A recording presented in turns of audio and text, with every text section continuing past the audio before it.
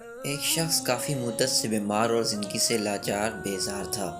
امید کا چراغ لے کر ایک ماہر طبیب کے پاس گیا اور عرض کرنے لگا، جناب مجھے کوئی دوا اور بہتر مشورہ دیں تاکہ میں صحت مند ہو جاؤں اور آپ کے لیے صدقہ جاریہ بن جاؤں۔ طبیب نے اس کے حال و احوال کو غور سے دیکھا، پھر اس کی دکھتی ہوئی رگ پر ہاتھ رکھا۔ اس کے اندرونی حال سے واقف ہوا کہ اس کے بدن سے جان تو نکل چکی ہے، صحت کی امید ذرا برابر نہیں۔ دوا دارو کر کے مفت میں اس غریب کو اور ارکان کرنا ہے۔ لہذا طبیب مکمل تشخیص کے بعد مشورہ دیا، میاں تم یہ دوا دارو چھوڑو، انہی کی وجہ سے تمہاری صحت برباد ہو رہی ہے۔ جو تمہارے جی میں آئے وہ کرو، ہرگز ہرگز اپنی کسی خواہش سے ہاتھ نہ روکنا، کیونکہ صبر اور پرہیز اس مرض کے لیے مضر ہے۔ انشاءاللہ آہستہ آہستہ تمہاری تمام بیماریاں جاتی رہیں گی۔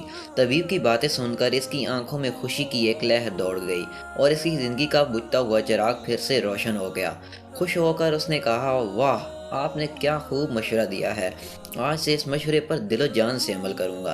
مطب سے نکل کر درد دل کا مریض ٹہلتا ٹہلتا ایک دریا کے کنارے جا نکلا تاکہ طبیعت بحال ہو جائے۔ وہاں اسے ایک اس سے بھی زیادہ دل جلا نظر آیا جو دریا کے کنارے بیٹھا منہ ہاتھ دھو رہا تھا۔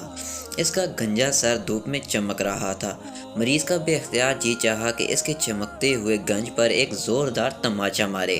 دل میں سوچنے لگا، اس وقت مجھے اپنی خواہش کو روکنا نہیں چاہیے، ورنہ میری صحت ٹھیک نہیں ہوگی۔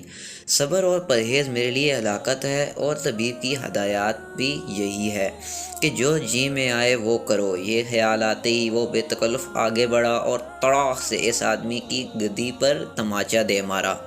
اس غریب کا دماغ گھوم گیا، تڑپ کر اٹھا اور کہا، اے دیوس بے ایمان، میں نے تیرا کیا بگاڑا ہے؟ اور ارادہ کیا کہ چانٹا مارنے والے کو دو تین گھونسے اس زور سے لگائے کہ یہ سب کچھ کھایا پیا بھول جائے، لیکن اس نے نظر جو اٹھائی تو سامنے ایک نحیف و نزار شخص دیکھا جس کی ایک ایک پسلی نمایاں نظر آ رہی تھی۔ اس آدمی نے ہاتھ روک کر دل میں کہا، اگر میں اس کو ایک گھونسا بھی ماروں تو یہ برداشت نہ کر سکے گا اور یہ اسی وقت ملک عدم کا راستہ لے گا۔ حالات کے مارے ہوئے کی موت کی ذمہ داری مجھ پر آ جائے گی، اور پھر مرض الموت نے تو اس بیچارے کا پہلے ہی کام تمام کر رکھا ہے۔ مرتے ہوئے کو کیا ماروں؟ لوگ سارا الزام مجھ پر دھر دیں گے۔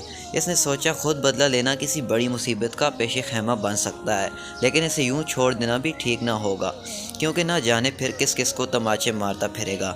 لہٰذا اس نے ارادہ کیا کہ اس بیمار کو قاضی کی عدالت میں پیش کیا جائے اور وہاں انصاف طلب کرے۔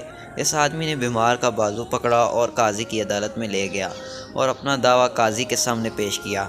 پھر مریض نے اپنی ساری روایات سنائی۔ قاضی سارے حالات و واقعات سن کر غور کرنے لگا کہ شریعت کا فیصلہ تو زندہ آدمی اور صاحب مال کے لیے ہے، نہ کہ قبرستان والوں کے لیے۔ قاضی نے اس آدمی سے کہا، محترم، آپ شرع، حسد، قصاص اور انتقام کی حقیقت کو سمجھتے ہیں۔ یہ تو قبر کی مانند ہے، اگر قبر کی اینٹ تیرے اوپر گر جائے تو قبر سے کیا انتقام لے گا؟ اس لیے تم ایسے بیمار سے جھگڑا نہ بڑھاؤ۔ پھر قاضی اس قبر کے مہمان کی طرف متوجہ ہوا اور اس سے پوچھا، بھائی تمہارے پاس کچھ رقم ہے؟ اس نے کہا، میرے پاس 6 درہم ہیں۔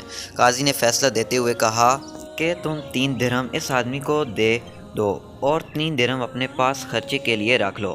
اس آدمی نے کہا، قاضی صاحب پھر ہر لفنگا اسی طرح ہم جیسے شریف آدمیوں پر زیادتی کرتا رہے گا۔ قاضی اور اس شریف آدمی کے درمیان تکرار ہو رہی تھی۔ ادھر اس بیمار کے دل میں ایک اور خواہش جنم لے رہی تھی۔ اس بھٹکے ہوئے بیمار کی نظر قاضی صاحب کے گنج پر پڑی۔ کس وقت سے اس کے ہاتھ میں خارش ہو رہی تھی۔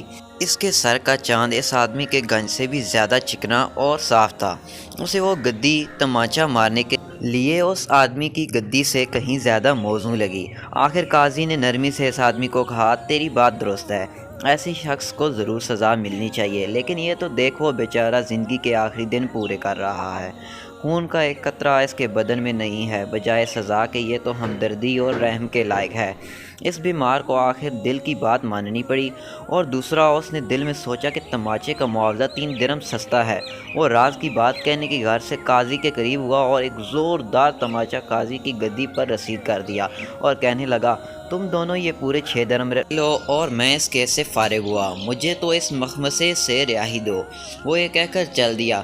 قاضی کو جب ہوش آیا تو اس آدمی نے کہا، اے انصاف کے بادشاہ، آپ نے جو دوسرے کے لیے پسند کیا وہی آپ کو ملا۔ آپ کی مثال تو اس بکری کی طرح ہے جس نے بھیڑیے کے بچے کو دودھ پلایا قاضی نے کہا کہ ہر وہ چیز قضا لے کر آئے اس میں ہماری تسلیم و رضا ضروری ہے۔ میں اللہ کے حکم سے باطن میں خوش ہوں، اگرچہ میرے چہرے پر ناگواری کے تاثرات ابھرے ہیں۔